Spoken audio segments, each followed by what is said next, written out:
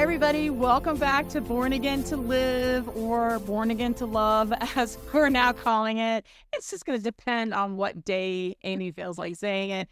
But no, it is a Blues Day Tuesday. And y'all, I'm so excited because this is going to be our first Blues Day Tuesday since last year that we have an interview. And I love our interview days, Eric, and I'm just super excited about our guest today. We've kind of been talking about her a little bit when we were speaking on the Psalm 91, and after that conversation, I remember being like, Eric, we need to get her on the air. This is something that I feel like people need to know about and hear about, and not just, this is not entertainment. This is like giving ourselves more weapons in our arsenal against the spiritual darkness that is the enemy of our soul. It's in Wardensville, it's in Baker, it's everywhere. But I think, the great commanders of our armies would always say, if you can't name your enemy, you're never going to win the battle. And so I feel like that's what this discussion is going to be all about today, Eric. I'm with you. And I've known her forever. I mean, it feels like forever. But I when we started talking about Psalm 91, I wasn't sure if we should talk about her on air or not. And I was hesitant and all that. And then I was just like, all right, yeah, we got to ask, because even Shando messaged and was like, you should have her on the podcast. And I'm like, yeah, we'll get there. So did you retch out? I retched. Evie loves my vernacular around here. I'm learning big words so I can impress her. He did use the word tertiary the other day. I'm like, whoa. And symposium today. We're all kinds of big words. Right? Who are we? All right. So without further ado, our guest is, I've known her as a couple different things, but it is Julia McCann. Yep. There you go. When I first met you were what, Utterbeck? Yeah. Yeah. So you guys have known each other since high school? Yeah. Okay. A long time. Long time. At this point, I coach your kids in soccer and all kinds of cool stuff. So. Okay. And I know, Julia, your kids have been coming to Camp Paddy Run for a while. I work more with the teens, and I know we just got your eldest as a teen not too long ago. So they're getting older, and it's I'm looking forward to getting to know them more. And your kids come to Big Blue. So like, you're definitely part of a Blues Day Tuesday here. But your story's a little bit different than, well, actually, it's probably not.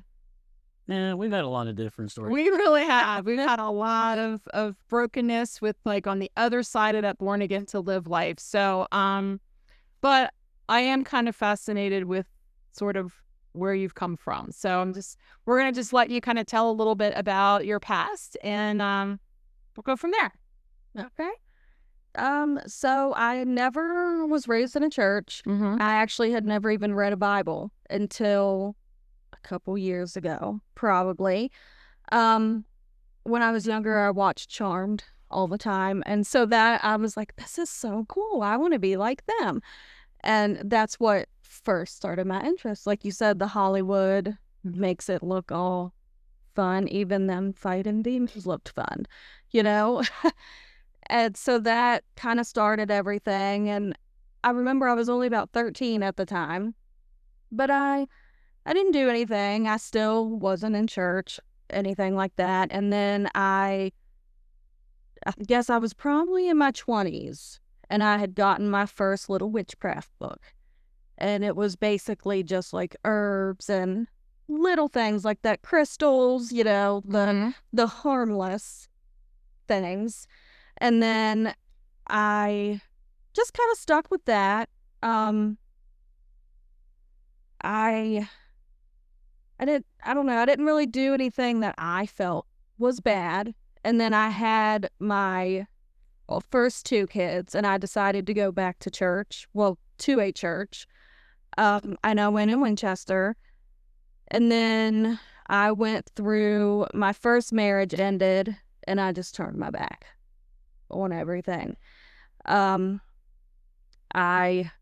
got deeper into witchcraft, but still stuff that I didn't feel like was bad. I was still like herbs, crystals, tarot cards, like, I don't know how to explain it. Like, just things that to me, they weren't evil. And then people like to mislead with well, you can be a Christian witch. You can believe in God and practice witchcraft. And so Wow. Okay. there for a while, I was like, well, that sounds perfect, because then I could the best of both worlds, you know what I mean? Mm-hmm. And then I moved back up here, still was practicing witchcraft and going to church. Like, wow. Yeah, getting both of it, And then I think, and then when COVID came, all the churches shut down. So I kind of got heavier into it, not having the church as something to kind of hold me back a little. And then I had a miscarriage, and that brought me back to God because that's how I got through it. And then I don't know exactly what happened at that point, because then I had my youngest son, and something in my brain was like, I don't need God anymore. I can go back to doing this. And then, like you said, there's people who practice all around this area. I was hanging out with them, getting into pretty dark stuff. And then it got to a point it was affecting my mental health really bad. It was affecting my family. I started hallucinating, like seeing really scary things. And it kind of spiraled from there. Like, I had seen one thing, it was this really scary looking thing standing over top of my baby when he was still a baby. And I was like, I don't like this. I would wake up at night and I would see like people standing by my bed, and it was terrifying. And then on top of that, we started having financial problems. Like, just everything was spiraling. And then I had taken my husband to work one day. We had a van, and I had my baby and the baby that I babysit in the back seat, and the door wouldn't shut. And so we're fighting with this van door, and all of a sudden the whole window just shatters all over everything. It didn't get on any of the babies, thank goodness. Yeah. But at that point, that was really the point when I was like, I'm done. This is not working. I need something else. And I went home because it was wintertime. I want to say it was January. I went home, and all my books and cards went right in my wood stove. I was just, at that point, I mean, there was no turning back. Wow. Then, and everything just went in. And as I was finding stuff, because I mean, I had a lot of just books to teach me things, and some of them were brand new. I had never even read them, and they went, all of them. So, okay, let's get back to this very first witchcraft book that you said you received as a gift, or someone gave to you. I believe so, yes. Okay, who gave you that first? I did hair at the time in Stephen City, and it was one of my clients who had given it to me. All right, so y'all have been obviously talking about something that she's like, this might be something that interests you, because that's something that she did as well. Okay. And you mentioned the TV show Charmed. Yep. Okay.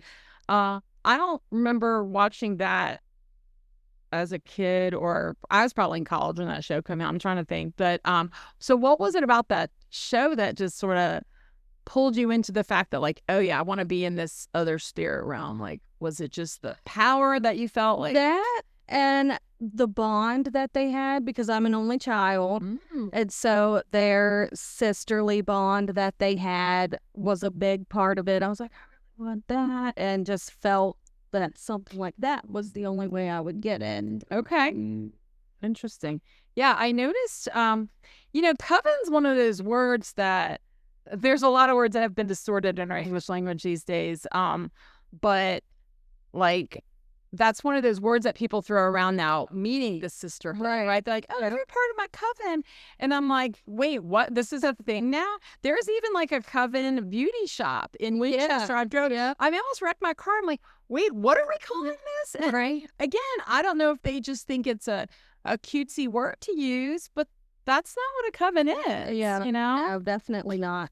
But that is what drew you to the whole witchcraft in the first place. Okay. Well, before we were rolling the mic, I was saying to Julia, like, I knew of people that, well, for instance, my eye doctor, there's this lovely girl, Kaylee, that would work at the front desk. And one day I was, I don't know, probably paying my bill, and I noticed that she was wearing like a pentagram necklace. And at first I was like, that's not what I think it is it? Because, like, here's what's interesting. When I go, as Eric knows, I spend a lot of time at the hospital. I'm amazed at how many nurses wear crosses. So many.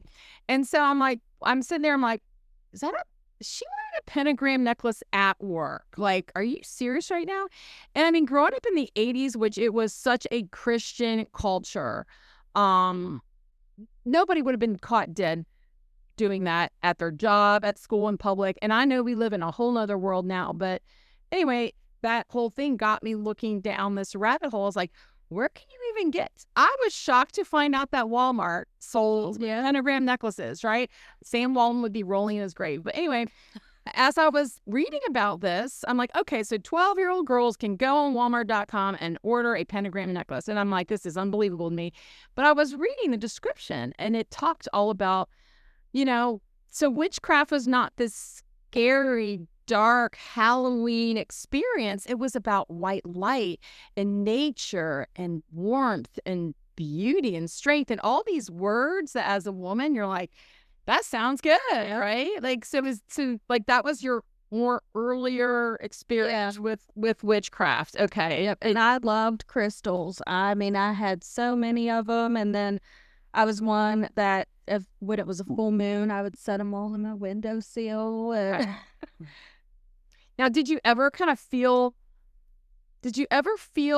that power that they were meant to invoke?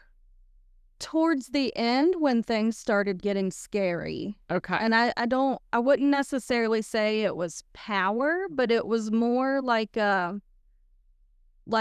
I would wake up in the morning and I would feel okay, and then I'd start doing stuff, and it was like everything was just vibrating. And it was really, I didn't like the feeling of it, but I also would have like I could see things in my head that were not nice things. Mm-hmm. I don't know that necessarily that they were visions, but it was scary stuff when it was happening. And then once everything would go, everything would just kind of settle back down. But I mean, it would happen a lot, and it seemed like my vision sometimes would get shaky, and I would see faces, and it was very scary. Wow. Because I'm a big advocate for mental illness, so there were a lot of times that I was like, "Is something wrong with me? Do I need to go be evaluated?" And I did have a few evaluations done, and they were like, "You just have anxiety," and then once I stopped, all of that stuff stopped too, which was scary in itself. Yeah. So you said that you started with things that you didn't consider bad. At any point, did you do anything that you would, I don't know, consider deeper, darker? Oh, yes. Yeah. Yeah. I mean, I don't want to get, like James always says, I don't want to give the devil the foothold. I'm not going to ask you to describe any of those, but we often hear about seances and summoningsings and that kind of stuff. I mean, that stuff happens, right? It does, yeah. And I have played with Ouija boards and had things tell me things that no one else would have known. Mm-hmm. And so, I mean, it definitely... Yeah. So things come through. Okay. Yeah. So I really loved your storybook, actually, not the bad parts, but the part that it seemed like you were always being drawn by a higher good power. Yeah. And I mean, just listening outside, never heard her story before today, honestly. I mean, I knew parts of it. We've talked a little bit, but it was that constant, it seemed like you were talking about, you got deeper in and then something happened and you got close to God again. And it was just like you were borderline. Right. And I don't know. That was appealing to my ear that was part of it. So. Yeah. And it definitely made me believe that the enemy tries harder when he knows he's losing grip. Because like you said, the closer I would get to God, then it was like something in my brain would just be like, I don't need him. Yeah. Let me go back to this because it's more fun or it's easier. Because, I mean, giving all of that up, it's a whole lifestyle change. Yeah. Well, I've talked on here, actually on the podcast last year, and Julia was the one who posed the question if it was okay to do Halloween. Yeah. I mean, we talked about this, and I don't know what the actual answer is, but I feel like it's the intent that you're at with. But anyways, that I want to go back to when you decided it all was going. Yeah. What was the effect on your life at that moment? Was it more positive or was it really hard? Really hard.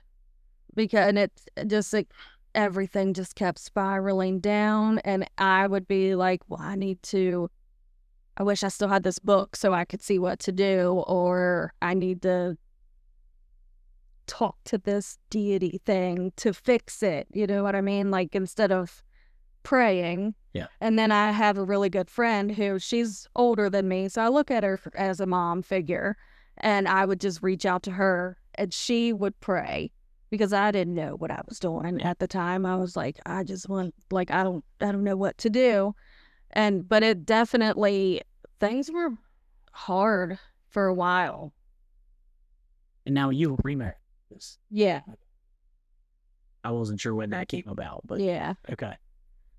Yeah, I want, so it is interesting that, again, that miscarriage actually brought you closer to God. Yeah. And a lot of people would say, wow, if you're real, why did you put me through this? If you love me, you would have never let this happen. So it is amazing when there are tragedies. They really do one of two things. They push you away or they just pull you in. And knowing that you were kind of this Christian witch on a fence trying to, like you said, you have the best of both worlds. You want your kids growing up in a church and you want the forgiveness, you want the love, but then yeah, there is sort of a powerfulness that comes from, like you said, you're getting answers. And that's the frustrating thing. We don't always get these answers when we ask God. A lot of time, we talk about this all the time on the podcast, we get to wait. But here, whether it's the spirits, the dead, whoever you're talking to, you're getting what you feel like you need to know, right? Right. And quick. Yes. It's like you don't have to wait for it, and there's not a lot of wondering. Right. Now, did at any point in that, could you tell you were being lied to? Because there is that spiritual discernment that we get as children of God where it's almost like a parlor trick. You're like, nope, that is BS. The minute you hear it, you know.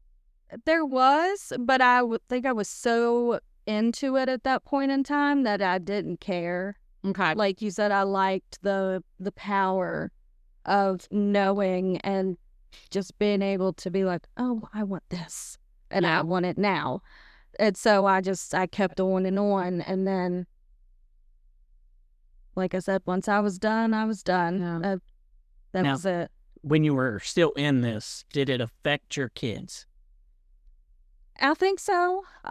More so my oldest, he would see things. And he told me one time he woke up and there was a man sitting in the corner of his room. And I was like, oh, that's really creepy. And he would say that pictures and stuff would be floating. And he definitely experienced a lot more than my other one did. Mm-hmm. And Oliver, he was still a little tiny baby at the time. But it definitely affected Brian. Okay. At any point during this time, did you have anyone in your life talking into you? Because like you said, this is a sisterhood. This is a covenant. This is sort of this bond of friendship and beyond, right? So number one, breaking away from those relationships had to be hard. If you could speak a little bit more to that. But also, who was the person in your life, if there was one, saying, I don't know what you're doing, but this isn't good? Or if you had a Christian friend that was like, I'm sensing some real darkness, explain to me how your relationships looked in that time as well. The three other girls that I was in the coven with, I don't really speak to two of them anymore. I'm still pretty close with one of the others, but she also has left. Okay. She went to church for a while, but she wasn't happy with her church. But she does still like Bible study and read her Bible and stuff. But the other two, I haven't spoken to them in quite a while. I think it was probably my husband who, and he means well, but he doesn't always say things properly. And he was like, "These girls you're hanging out with are crazy." And I was like, "No, they're not." And he's like, "They're insane." And I'm like, "No, they're fine." And I mean, he would go on and on about the stuff they were talking about. And he'd be like, "Jules, you need to back away. They are insane." Love it. Thank you for, she was that person that kind of helped open your eyes a little bit. Like, you don't want to, when they're your buddies, you don't want to hear it sometimes. But at some point, there is that lightning bolt of truth that you're like, oh my gosh, I've been lying to myself this whole time. And he was raised by a preacher and actually went to preaching school. So, but he still was supportive. It was like, you do whatever you're going to do because there's no stopping you at this point. But then it did get to the point where he was like, yeah. And thankfully, when the van window shattered, both of us, we just both looked at each other and we knew that was it right there. Wow. All right, let's talk about the good life, the new life. All right. So you've seen that the darkness is basically bad, and you decide to switch. How easy or hard was that transition? It was difficult at first, but now it's much better, and it was worth it. How long ago? Like, when was it? I would say about 2 years ago. Okay. So pretty recent still, I guess I would say, but it was sorry. I'm a 4-year-old, so we're good. But it seemed like the first 6 months or so, it just everything kept spiraling down and down. But then we started going back to church and the kids with camp and everything, and now just it's much better. Good. And it was worth fighting, that's for sure. I know you're still suffering. Sometimes you're struggling with certain things, and that's why we talked about the dreams and the Psalm 91 and how those things can help. But I just wanted to know, like, was the switch worth it? Yes, definitely. I mean, you said the anxiety and all that stuff went away, and Amy always talks about your brain cannot believe a lie, and that's what causes anxiety and depression and all these problems that the world has. Is that we're trying to believe lies about ourselves. So the fact that you can sit here having seen both sides and say, this side's way better. Yeah. And those things are gone. That's a testament to just the power of what God. Right. Yeah.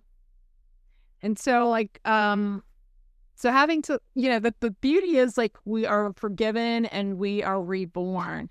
And yet we don't ever forget our old lives, and I know in Eric's early walk, like he struggled with like who he used to be. Like, do you ever feel like Satan attacking you and just being like, you might think you're this great Christian person, but like God doesn't want anything to do with you. You belong doing all this other stuff. Do you feel like those lies sneak in sometimes? Occasionally, yeah. And there are times that I'll tell my husband I feel like I should be rebaptized. And he's like, it's, it only has to be a one-time thing. And I'm like, and like, I feel like I didn't take it seriously the first time because I got baptized and then I turned evil. Yeah. You know what I mean? Like, but he's like, no, you just have to repent and, talk to God, ask him to forgive you. And I do, but there are times every now and then where I'm like, ugh. That's I was going to ask if you've had that conversation with God. I mean, obviously at some point you chose God over the other side, but did you have to go through that conversation of, God, I'm sorry for what I did, and repent and have that almost sorrow of who you used to be? Because I know I did. I had to go through a really difficult, God, I can't believe I did that. Yes. Like, it was really, and that actually spun me into depression because I couldn't believe who I was. Right.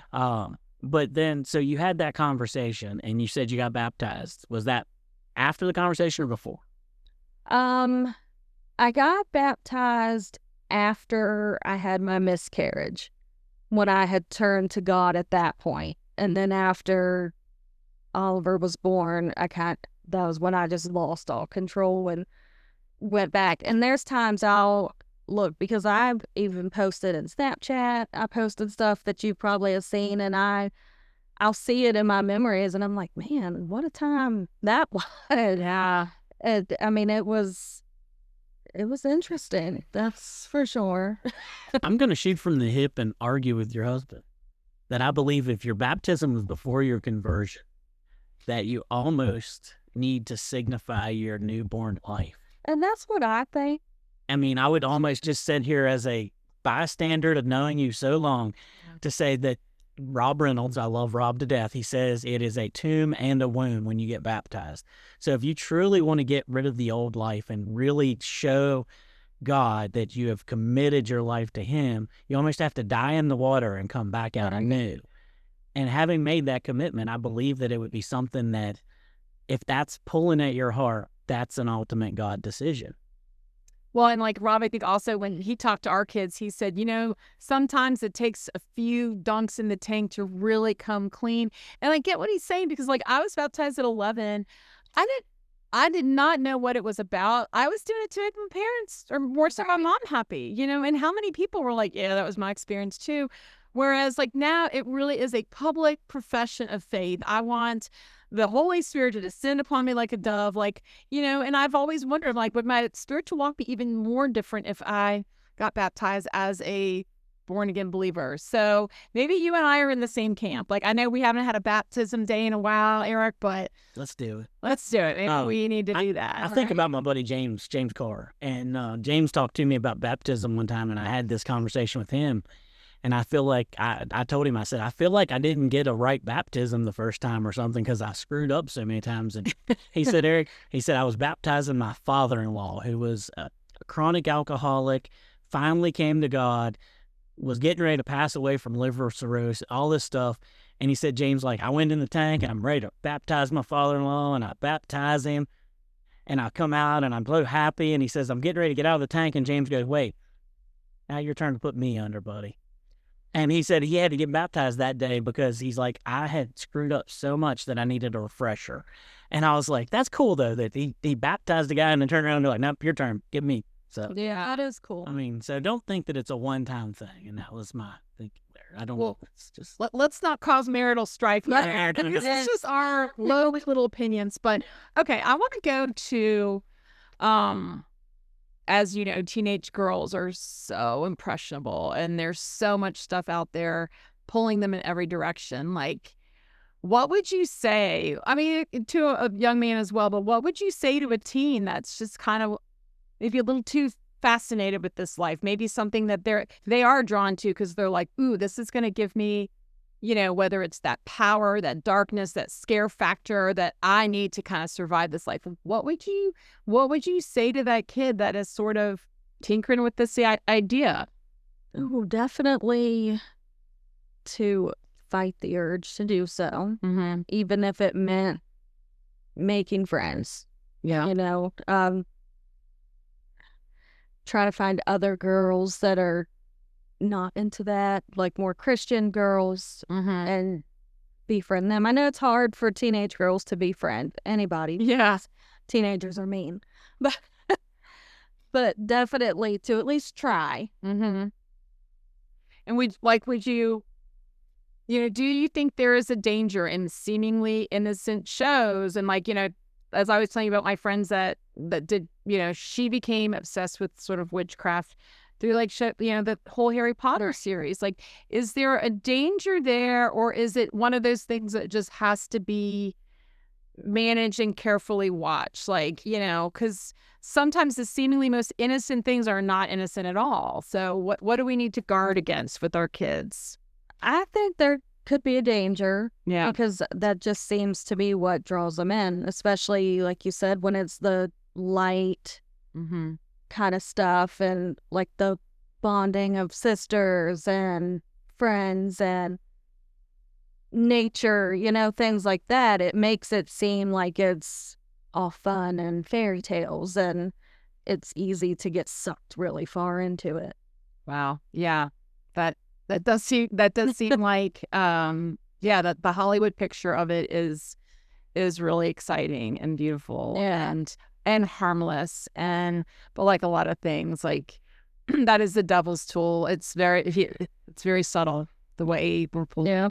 I think the other part of this is that if you notice, there's a common thread, and it's that sisterhood and all that stuff. But I believe he preys on those that don't have that, like the ones who are secluded in high school. Like you go to East Hardy and you find the ones that are in the corner, they're susceptible to it. Mm-hmm. It's a whole lot easier to introduce somebody to that if they don't know.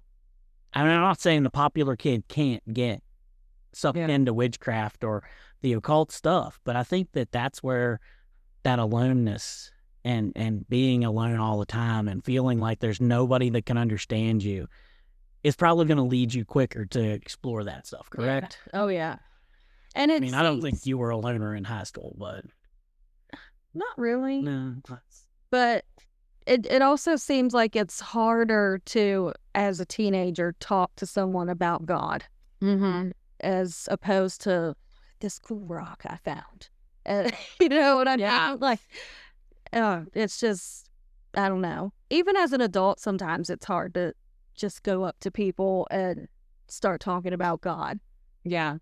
It's very personal. It's personal to share your testimony. It's super personal to share your failures. Yeah. And to be vulnerable. I mean, God is all about love. And love, honestly, for me, is all about vulnerability. And we just don't like to be vulnerable. And I think but to your point, yeah, it's very easy to go up to a friend in high school and be like, hey, I've got these tarot cards. I can read your future. Everyone's all about that. Right. And like I've even griped on this podcast before about nowadays you go on the weather app. I want to know if it's raining and you're trying to tell me my horoscope. Yeah. And I see you got 80 million Americans be like, what's my horoscope? Like, what does it have to do with anything? Like, that's not of God. It really isn't. You think the stars are going to tell you what your future is? Right. Because God's the one that has a plan and a purpose, not the stars and the moon. He created them, but they're not your God. And this is a very unrelated thing, but I know in my neck of the woods by our camp, I'm using my finger quotes here, there's a nature and wellness center that they're starting to build. And, scripture says in the end times, we will worship creation and not the creator. And boy, isn't that a slippery slope. And I could just tell by everything that was going on. Now, this story cracked me up, but I guess, so they inaugurated this place and they picked a tree that was going to be the center of all healing and wholeness. And yeah, that sounds really great. Like, I want everyone to feel healing and wholeness and health, right? I want that. That's my wish for the world. But that tree's not God. And so these people held hands, they indoctrinated, worshiped, whatever they did for this tree to be the center of their wellness retreat. And then after that, Eric can relate, he's our fire guy. So they did a controlled burn because they needed to clear out. And guess what happened in the controlled burn? That tree burned. The tree burned down. God bless. And I laughed inwardly, I laughed outwardly. And the first verse that came to mind is, I'm like, you cannot mock God. God will not be mocked. And so if I were these people, I would run for the hills right now, because I have just done some dirty business with the guy that owns it all. Like, it's time to just close up shop. But yeah, I feel like it's a very similar thing. They are drawn to what sounds good and feels good. But if you are not worshiping the God that created it all, you're kidding yourself. Yeah. So I'm really glad that you decided to come on with us. I'm thankful that you are willing to open up and talk, and also willing to send your kids to our stuff. I mean, that's awesome. Anything you want to say about anything Big Blue related, your past, your present, your future, anything? I don't think so. Okay. I said a good bit.